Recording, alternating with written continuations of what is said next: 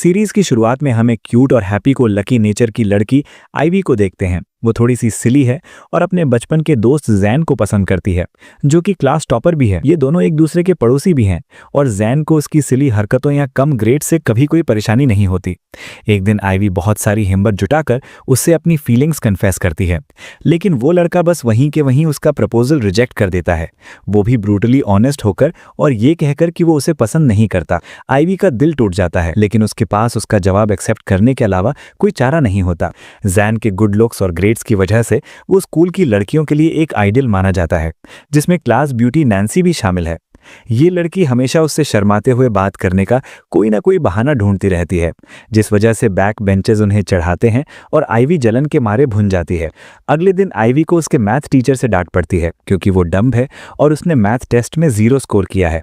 जैन भी वहां होता है और आइवी को इस बात पर शर्मिंदगी महसूस होती है, क्योंकि टीचर उसे वार्न करते हैं कि अगर वो आगे पढ़ना चाहती है तो अपने ग्रेड सुधारे। दूसरी तरफ नैन्सी एक बार फिर जैन के पास आती है और आने वाले टेस्ट्स की तैयारी के बारे में पूछती है। बेचारी आइवी बस जल कर रह जाती है और अपनी बेस्ट फ्रेंड एड्रियन की मदद मांगती है। एड्रियन अपनी कमाल की क्रिएटिव राइटिंग स्किल्स के लिए जाना चाहता है जब बात लव लेटर लिखने की हो। ये रिवील होता है कि उसने एक बार ये स्किल अपने क्रश पर यूज करने की कोशिश की थी, लेकिन वो लेटर कुछ बुलीज ने बीच में पकड़ लिया, जिन्होंने उसे जोर जोर से पढ़कर उसका खूब मजाक उड़ाया। उस वक्त उसे स्कारलेट ने बचाया था, एक ऐसी लड़की जिसमें बुलीज को पीटने की हिम्मत थी, और इस घटना ने उसे तुरंत उसके प्यार में गिरा दिया। दूसरी तरफ आइवी जैन पर हार मानने से इनकार कर देती है और डिसाइड करती है कि वो तब तक उसका पीछा करेगी जब तक वो अपना मन नहीं बदल लेता। वो प्लान बनाती है कि वो उसे फिर से रैप स्टाइल में प्रपोज करेगी। जब वो ये कर रही होती है, एक नया एडमिशन लेने वाला लड़का उसे कन्फेशन की प्रैक्टिस करते हुए सुन लेता है और तुरंत इंप्रेस हो जाता है, यहाँ तक कि वो उसे अपना बॉस मान लेता है। अब्राहम उसे ब्रो बुलाना शुरू कर देता है ताकि वो उसकी स्किल के लिए अपनी एडमिरेशन दिखा सके। बाद में वो क्लास में अपने आप को स्विमिंग एथलीट के रूप में इंट्रोड्यूस करता है और आइवी से दोस्ती बढ़ाते रहता है। इस बीच आइवी अपने प्यार के बबल में इतनी खोई रहती है कि एग्जाम शीट का यूज लव कन्फेशन लिखने के लिए करती है, जो टीचर पकड़ लेते हैं और मजाक उड़ाते हुए उसे जोर से पढ़ना शुरू कर देते हैं। हालांकि अब्राहम और जैन दोनों उसके बचाव में कूद पड़ते हैं और टीचर को स्टूडेंट्स की प्राइवेसी वायलेट करने के लिए टोकते हैं। टीचर के पास पीछे हटने के अलावा कोई रास्ता नहीं बचता, क्योंकि और भी स्टूडेंट्स आवाज उठाने लगते हैं, जिससे वो यंग लोग जीत महसूस करते हैं। बाद में उस रात आइवी अपने दोस्तों के साथ एग्जाम्स खत्म होने का जश्न मनाने एक कराओके बार जाती है। वहां से निकलते वक्त ग्रुप अपने स्कूल डीन को रोड पर देखता है और छुपने के लिए भागने लगता है। अब्राहम को आइवी को गिरने से बचाते वक्त कंधे पर चोट लग जाती है। जैसे तैसे वो सब डीन की नजरों से बच निकलते हैं। हालांकि वो मामूली सी चोट काफी खतरनाक साबित होती है, क्योंकि अब्राहम स्विमिंग कंपटीशन के दौरान अपनी फर्स्ट पोजीशन मेंटेन नहीं कर पाता। अगले दिन वो लड़का अपना उदास मूड जल्द ही ठीक कर लेता है जब वो आइवी को उसके लिए चीयर करते हुए देखता है। दूसरी तरफ ये भी पता चलता है कि जैन को भी आइवी के लिए फीलिंग्स हैं, लेकिन वो किसी वजह से उन्हें छुपा रहा है।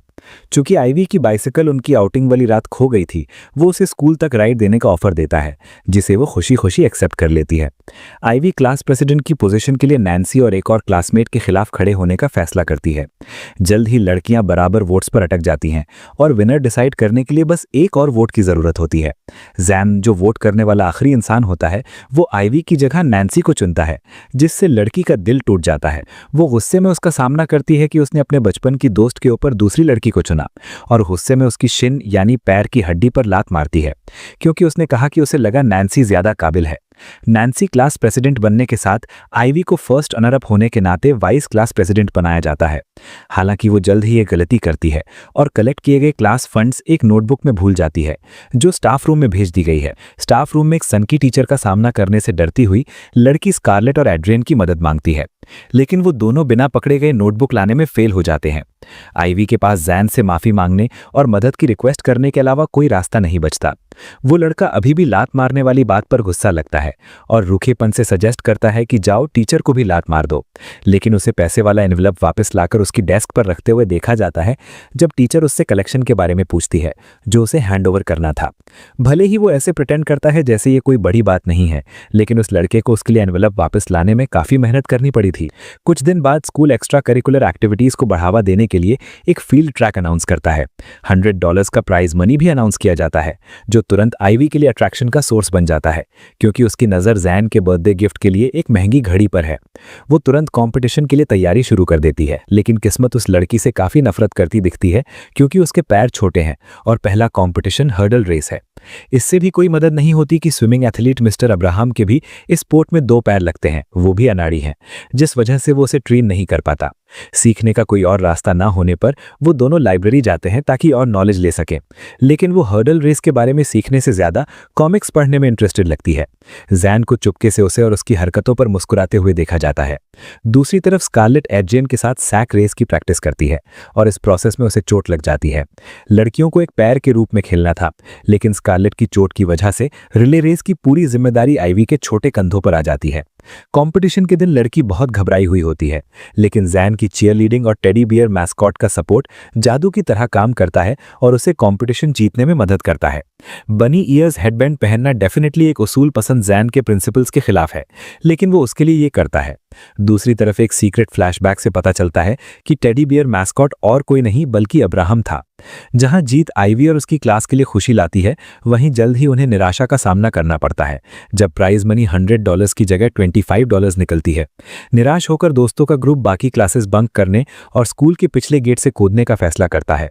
हालांकि स्कूल गार्ड के आ जाने से उनका प्लान खराब हो जाता है और वो सब अपनी जान बचाकर अलग अलग दिशाओं में भागते हैं, जबकि एड्रियन अपने दोस्तों को भगाने के लिए खुद की कुर्बानी दे देता है। स्कूल से बाहर निकलने के बाद स्कारलेट की मुलाकात स्कूल डॉक्टर मिस्टर मार्क से होती है, जो उसकी फटी हुई ट्राउजर्स की तरफ इशारा करते हैं और उसे कवर करने के लिए अपनी जैकेट ऑफर करते हैं।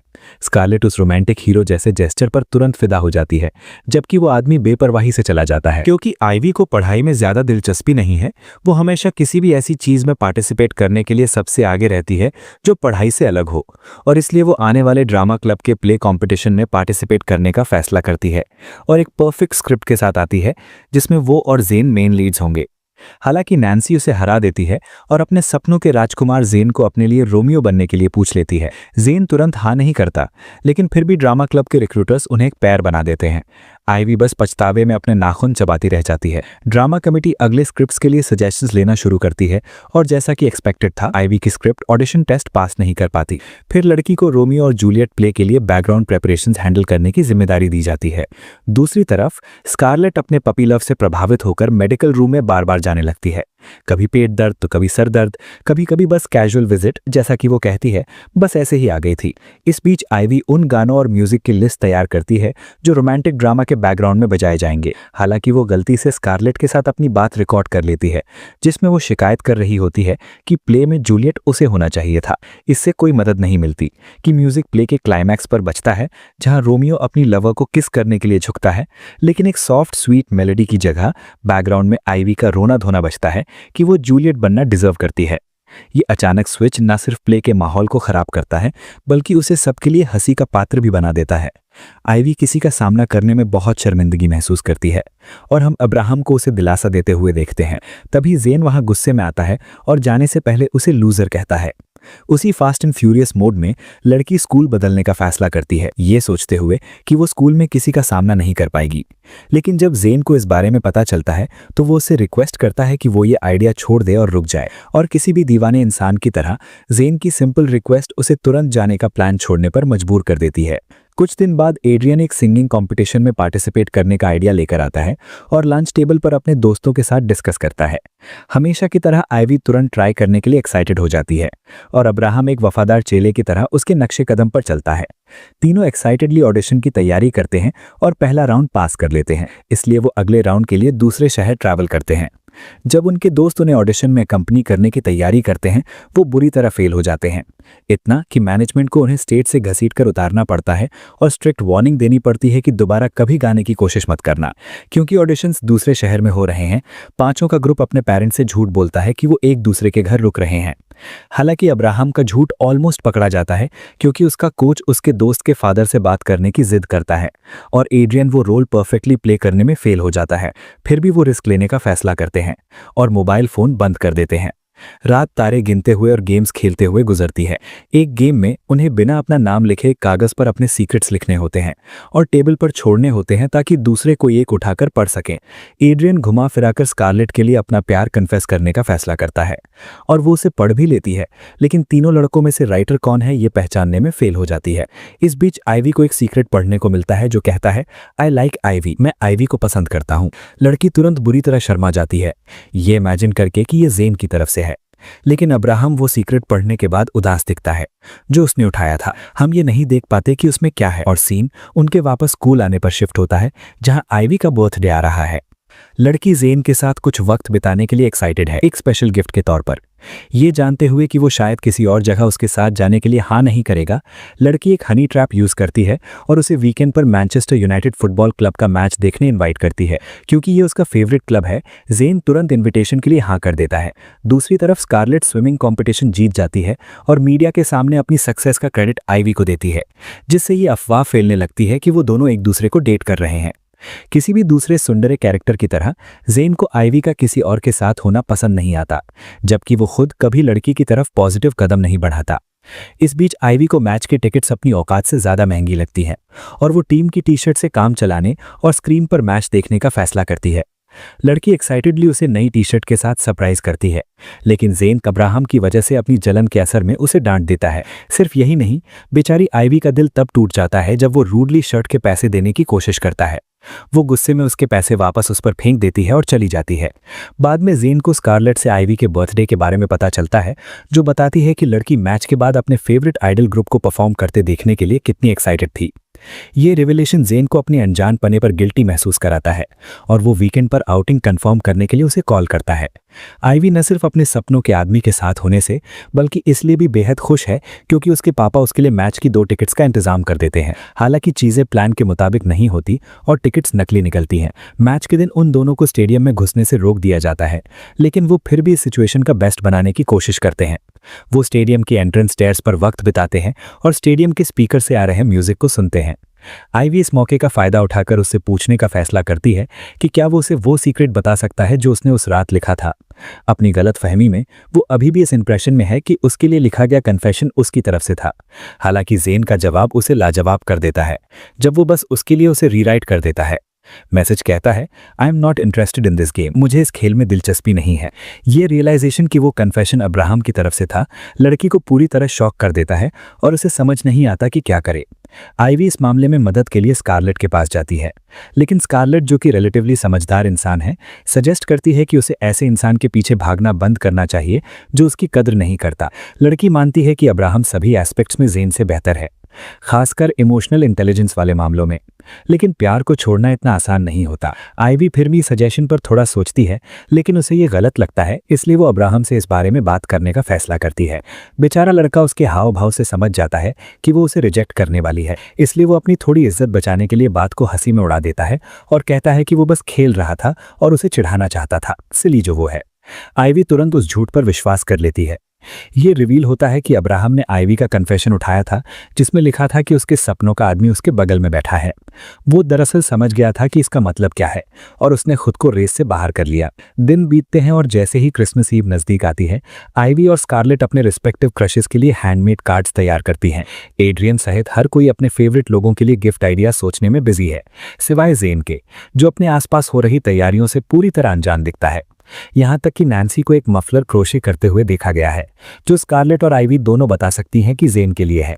तैयारियां फुल स्विंग में दिख रही हैं और स्कारलेट मजाक में एड्रियन से अपने लिए तारे लाने को कहती है जब लड़का उससे मदद के लिए पूछता है कि वो गिफ्ट में क्या चाहेगी।